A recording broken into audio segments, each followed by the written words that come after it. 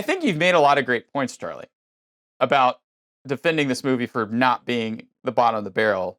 And I don't think it's the bottom of the barrel I think either. this movie is far from the bottom. If you can't tell already, I think it's somewhere in the middle. Fucking far from the bottom. I think it's somewhere in the middle.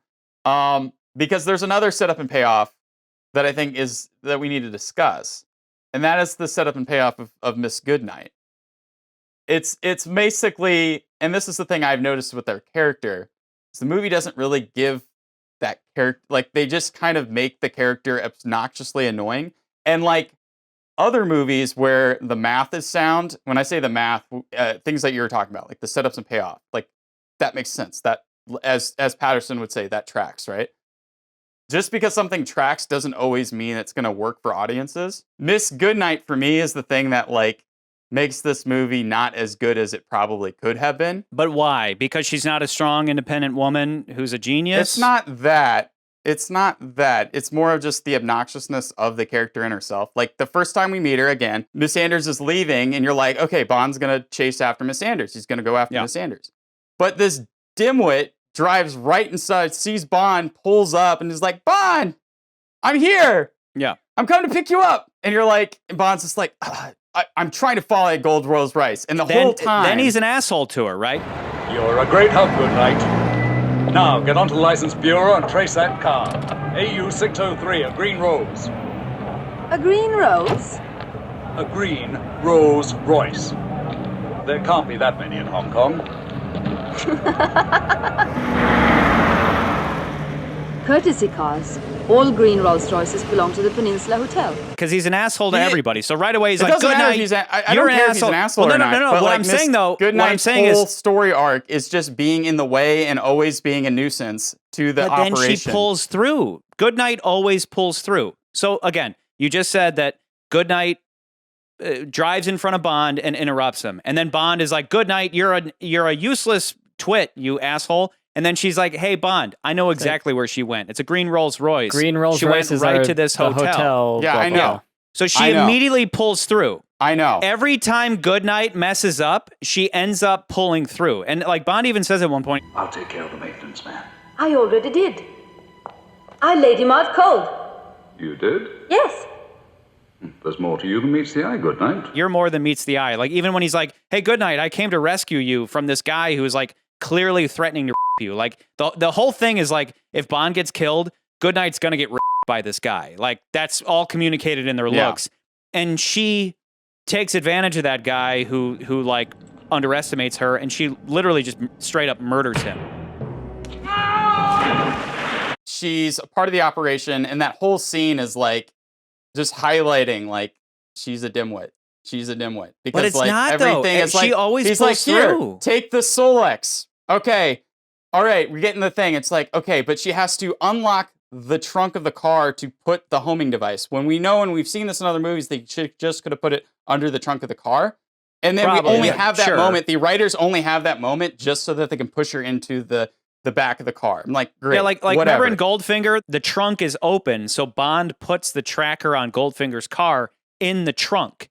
Now, like, Oddjob could have come over and, like, shoved Bond in, too, but Bond did it without anybody seeing, and to highlight the moment even worse, it's just like, who has the keys to the car? Goodnight. Where are the car keys? Oh, I've got the keys. And I've got the Solex, too. Oh, we have Miss Goodnight has But the it's keys like, to the Bond car. is being hard on her, but I like, Goodnight doesn't ever do anything where she's like, oh, I'm just stupid. Like, she is constantly doing her job. He's like, take the Solex and don't lose it, and I got to get back to help Bond. Why? There's a midget with a gun on him. And then she sees Knick-Knack walk out, so she follows Knick-Knack to his car, and she's going to put a tracker in the car because she's like, this is our adversary. Like, she is always doing her job. She may sound and kind of move in this kind of, like, ditzy way, but she's not like Rosie. Rosie was just like a up. But Rosie at least is the great thing about Rosie, though, as much as I think Rosie is annoying, the great thing is Rosie is a foil for Bond that is an ally that isn't an ally. So you think she's an ally at first, and then she isn't. And I think that's great to have that conflict. But we all agree that she's like a horrible actress and she's obnoxious. With Goodnight, she's always doing her job. She never just like blatantly something up for the sake of fucking it up. I have to side with McCurdy on Goodnight. I think Goodnight is barely better than Tiffany Case, and we all know I hate Tiffany Case. Yeah. I agree that Goodnight is a bimbo, and so like you make a point that she comes through in the end, but she also messes stuff up throughout, and it's just like this whole ditzy bimbo. But like what? Like thing. what does she mess up? She messes the beginning up. Madam, would you be good enough to move this inverted bedpan? I'm sorry I'm late, James, but your signal from Macau only just reached the office. I mean, yeah, she comes through. She's like, oh, well, all But of the then things she come in. fixes But it's it. Like she Yeah, literally I'm not always too worried fixes about it. the cars, but Like, she and literally then it's always like, but fixes then it. she's like, not. Oh, and also like, come on, like you went on and on about. She's like, yeah, this guy kicks his ass, or about Tracy Bond kicking this, or Tracy unearned. kicking that guy's Tracy ass, was right? unearned. Whatever. 'Cause Goodnight. I don't agree. Goodnight is I don't agree. an But then agent. Goodnight is a secret agent. Goes behind the guy that's like guarding her or whatever. The only other guy on this island. Yeah. Knocks him on the head, but like the stunt is so it's so laughable. Dude, he just like goes. My whole point with Tracy was that there was never a time where they established that she could kick ass. They could have the whole fucking movie. They could have had one on the beach. She could have tried to fight the guys on the beach. She could have fought back against Bond. There were all these times that they could have showed that she had some kind of physical prowess, and they didn't until the script suddenly needed it at the end. That was my whole case, which you then turned into sexism. But with Goodnight, Goodnight is a secret agent. Goodnight is an MI6 agent who... She's not a very good one, and you would assume... I would assume that if you're a secret why is she agent, not a good you're one? going to know how to use martial arts. You're going to know how to do a lot of these things. And the movie She does straight not up set murdered that that up. guy. She knocks the guy into the water, and he's like, Goodnight, are you kidding me? Like, now the thing's going to blow up. Now we got to get out of here soon enough. I'm like, how is she to know she that? Does is how was she clumsiness. to... Because dude, Doesn't matter. Dude, Bond, if she's an like, actual secret agent, are you kidding me? Like this person, like I guess someone was a like, different point sat of view down there and is- is like, yeah, we're gonna hire you. You seem like a different point of view would be James Bond would be better off without her being there. It seems like in most cases, it would have gone more smoothly. But he if wouldn't she have gotten wasn't pussy there. at the end. This could have been a complete, and that's why I think this could have been a different movie had it would have been like Miss Anders had just been the main Bond girl in this film. I think that's it. Okay, and so Goodnight let's was not explore in the that. film. Let's explore that because That I do would be agree that interesting. I agree that it would be really interesting if instead because what we have right now as the movie stands, we have this whole thing about Goodnight is just super horny for James Bond. She wants a piece of 007. James, it's wonderful to see you. Everybody in this movie wants a piece of the legendary 007. Like Scaramanga wants a piece of the legendary 007. Goodnight wants to have herself a good night with 007. That's at least understandable. Because apparently, I mean, at one point she's like... It seems like they have some history, too. She's straight up like, oh, geez, James, you must be good. And he has that moment where he's like, I must be good. But probably the more interesting path would have been him going to the island and ending up leaving with... Maybe he spends like the second half of the movie on the island and he gets close with Miss Anders and she helps him out. Like maybe that's our different movie, right? Is that he escapes with Miss Anders. Well, I mean, he could have rescued Miss Anders and tried to get the Solix back or whatever. Yeah, I think you know? Miss Anders doesn't die. She gets trapped on the island. At some point, she escapes when shit's just going down on the island, and because she's been there so much, she knows about how some of this stuff works, so she can help Bond get the soul plex. Yeah, there out could or have been whatever. more of a back and forth with her throughout the movie, and I didn't need Goodnight. I really just I'm like, and again, Charlie, like I'm saying, like I've seen in other films, you watch the movie. And like you and I, like we follow the points, we understand how things work, right? How a script is written. And you know, like, okay, for instance, if you know, like, okay, well, the reason they have this in the movie is to create conflict with the characters. The conflict in the characters makes for a better, more compelling story.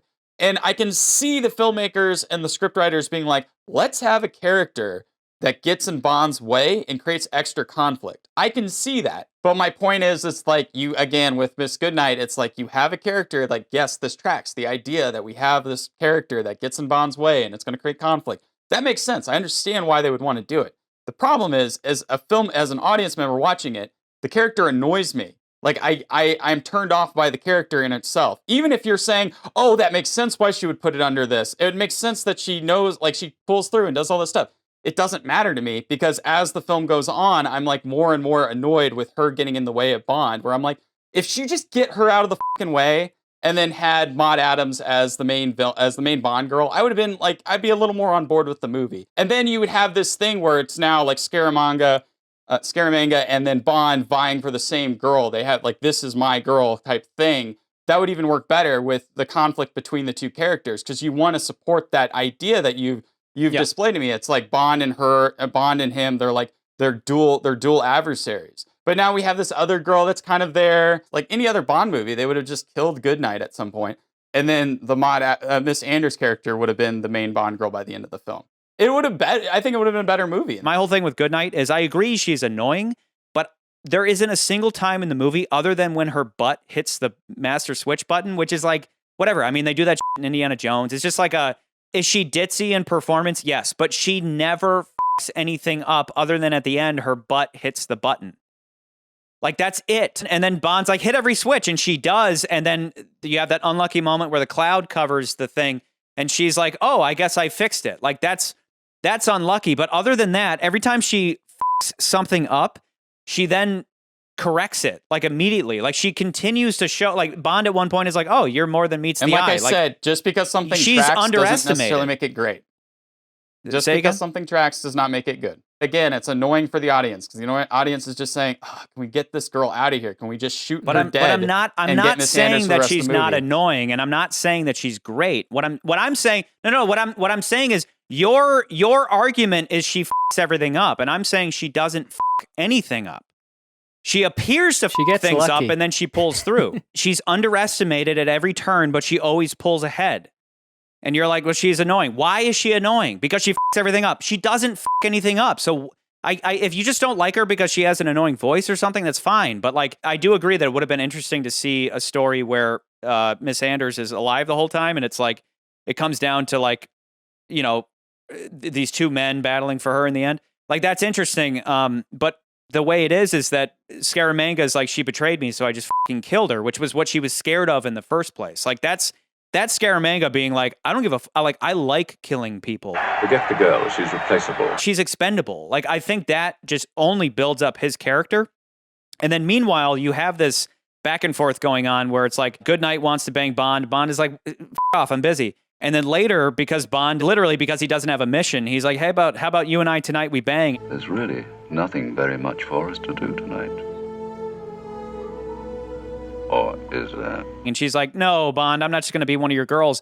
And then she's like, but I have always wanted this. So like my hard to get routine didn't work out. Just when they try to bang, who comes in? Miss Anders comes in. So we have Bond literally juggling two chicks in his bedroom. And he's like, sorry, duty calls. I need to bang this other girl. And she's just like all pissed off about it. Like, I honestly, I agree with you that she's annoying.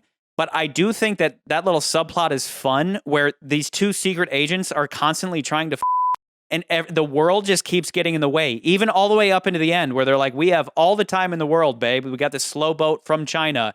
And then who shows up? Knick-Knack shows up. Then when they try to again, who shows up? M shows up. And now it's like, oh my God, like to the point where finally Bond is like, good night, sir. The world, off so we can finally get laid. Like, that is fun. Yes, she's annoying, but I don't think she fucks anything up. And that little like back and forth plot with theirs is fun. I think Char makes some good points with the scene with Goodnight and Miss Anders in the same room and Bond having to juggle that is a good scene. And the whole aspect of them trying to have sex the whole movie and everything getting in the way is also fun. But overall, I think Goodnight's a weak point for the movie. Char, and specifically why? Specifically why? Because she's annoying? Because she is annoying. Not necessarily that she's annoying. And I agree, like, so she does help at the end of the day, but she's always, it's like someone asks you to do a job and you do 90% there and then you get lucky the rest of the 10% or something. Or like you mess up, but it still works out. Like your dad asks you to wash his car and you wash his car, but you scratch it in the process. And it's like, ugh, like. Or like you forget and then it rains. Well, I don't know about You that, know. but That would be luck. But yeah, so like she has a job and she accomplishes what the end goal is, like placing the tracker. She messes up in the process, but it still results in being able to track Scaramanga. We've picked up Goodnight signal, sir. She has other jobs that she's supposed to do, and she is mostly successful. But it's the way she achieves it is just like not perfect, and it just ends up with her being, in my eyes, more of a nuisance to the whole job. Do we really have to have her? Can we get her killed? But again, Can Scaramanga what, shoot her in the other head than with- the and she end, get shot? What situation does she muck up? Like she does her job by following Knick-Knack, But and like then she's I've unlucky said- by Scaramanga throwing her in the trunk. Like she didn't like fall. Like Ditzy would have been like, "Oh my god, I fell in the trunk. Oh my It's god, like we Bond, gave save the, me!" We gave but the Scaramanga we gave literally the MacGuffin kidnapped to her. the woman that is like probably shouldn't be a secret agent. We gave the keys to the car to the person that probably shouldn't be the secret agent. We should have just left her in the car. We should have said, "Listen, But why give her the MacGuffin? You're great. Why If did I he was give in it to that her? situation and I had to work with somebody, Why did he give it to her? He gave it to her because he was going back into the fray. So he's like, "Here, you take this. Don't lose it." Then I would have Knick-Knack left her in comes the out, car. so I'd she say, follows "You him. stay in the car. You stay in the car. I will come to you and I will bring this to you." That's what I would do. If I'm dealing with somebody who is incompetent and can't do their job to the best of their ability, I'm probably going to handicap them a little bit and say, "Here, you sit this one out. You sit down. You do this." I'm not going to let this person be walking Or around screwing things Hand her up. the MacGuffin and be like, "Get as far from here as you Yeah, can." like, don't be You don't need to here. linger and try to do Why other am I stuff. giving the MacGuffin to the girl that I know could probably screw things up? That I'm already getting the sense I'm like, But guys, don't- my Did point you is, what pass had secret she agent screwed school? up? At that point, what had she screwed up? That's my whole point. At this point, Goodnight as a character, where has it been established that she's a fuck-up? There's not one big mess up. It's just throughout. yeah. Like, It's like one It thing adds after up. another, and you're just like, "Oh, come on, can we kill her off? Can we just But get again, rid of her? Can again, Bond the go do first his one, own thing?" the first one is the green rolls, which she recovers from. Yeah, that's not bad. And the second one is Scaramanga kidnaps her, which, like, I mean, I Bond would has say done the also same grabbing- thing. Yeah, but that whole Bond, thing, I'm dude, just, oh, Bond come has on. put tracker I have the devices keys to the into car. trunks before. Well, and Come like, why on. shouldn't she have the keys? Like, and then Bond has she to could go Why throw doesn't get it his in a own Bond have wheel the car. hub or keys? Why something. doesn't the other guy have the keys? What that leads to is Bond having to go get his own wheels. Why is it her fault that she had the keys? It's not a fuck up. It's unfortunate, but it's not a fuck up. And that's my whole point, is that you're like, she's a fuck up. What does she fuck up? And you have not been able to answer that question. Did answer that question. No, not You're just once like, you well, can put answer the the tracker question. somewhere else on the And I'm car like, and no, leave. she f***s it up. Like that is a f*** up. She's been unlucky, and then she's overcome that unluckiness, but she's never just straight up, like, again, like, had she fallen into the trunk, "Oh my god, I fell in the trunk and then it shut and now I'm locked in." That's her being a ditzy, klutzy idiot. She got thrown in by Scaramanga. When she pulls in front of Bond, she, like, doesn't know any better. Like, how is she to know that she was cutting off Bond on a chase? And then Bond's like, "Run down this plate." And she's like, "Oh, I already know where it's at." Like, she's unlucky, but she doesn't ever just straight up f something up. Could she not have put the tracker anywhere else on the car? In the Bond universe, does it have to go in the trunk? I think the safest place is in the trunk in case it falls off.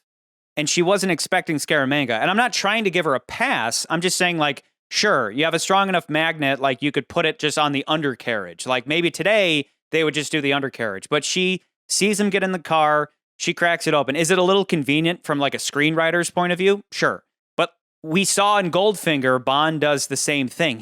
When he had the option, he didn't put it on the undercarriage. He put it in the trunk. Because what if they hit a bump and it falls off? It falls into the part trunk. of that, Like, I can believe that. The problem with that is the part of that scene is Bond just so happens to be behind the trunk, and the trunk is open because he's putting the golf. They're putting. But the what's golf, the difference ties in there. between the trunk being It's open? the convenience of being able to do it at that moment and not look suspicious. It's about the option. The option is to either Versus, trunk like, or I have underneath. to do the extra step of opening up the trunk, where in that situation, which the took trunk her is like open and he which puts took it her on like there. 5 seconds. So I see it as not a big difference. Like, again, my whole argument is that she doesn't. I mean, if anything, it was a better idea to take the 5 seconds to open the trunk than to risk the tracker falling off, right? I mean, now you could argue this. You could argue that they have the Solex and she should have just been like, well, whatever, Knick-Knack. Like, who cares about Knick-Knack? But he's like, this midget has a gun on Bond and she's like, oh, he's a bad guy. Like, she's doing her job. Now, should she have prioritized the Solex over Knick-Knack? Sure. Was it a convenience so that Scaramanga could get the MacGuffin so that he could, like, win the day? Sure. Was it also a convenience that Scaramanga didn't see the Solex on the floor? I mean, it's like a classic MacGuffin, you know, like we talked about, like the movie Snatch. Like, it's like the diamonds and Diamonds Are Forever. It's like the MacGuffin is just always moving between all these people. And like, that's what's usually fun about those movies is like, oh, I've got it. Now I've got it. Now I've got it. It's all over the place. But what we're talking about is like, is Goodnight a complete up? And Rosie is a complete up because she's like weak. She's constantly like yelling and screaming. And with this, it's like, you can say that maybe Goodnight's annoying in her voice, or maybe she kind of like moves in a ditzy way, but there isn't a time where she just like, where you're like, oh my God, like she's unlucky so far as she pulls in front of Bond at the wrong time and then she pulls through. She's unlucky that she's doing her job chasing down Knick-Knack and putting this tracker on the thing, but then she's unlucky that Scaramanga happens to walk up and throw her in. She's unlucky when her butt hits the machine, but then she's like, Bond's like, hit every that's switch. When I roll my eyes and go like, oh geez. I switched the tape in the machine. You stupid twit, you put the real one back in. Come on. I look at her almost similar to Tiffany Case, definitely in the end, where I mean she's literally wearing a she's a just there in a bathing swimsuit, suit, just like there, Tiffany Case. you know? And then Tiffany Case puts the cassette tape in her swimsuit. Goodnight hits the button with her butt. It's just like, all right. Yeah. Goodnight doesn't break the movie, but she's not a strong point, that's for sure. Yeah, like had her butt not hit the button, then I think, like, I'm saying before all of that, she's maybe unlucky, but she doesn't like knowingly f anything up. When her butt hits that, it's like, okay. She didn't like, what's this? And touch it. Like, my whole thing is that she's not, I'm not trying to argue like she's I feel Tracy like if you're a secret agent, perfect, you've gone through you know? training and you have really good awareness of your surroundings. And she Sure. doesn't. You're not going to have be awareness looking in a ever. hole and hit a button with your butt. Yeah, and she Sure. just seems like someone who doesn't ever have good awareness, and that really bothers me.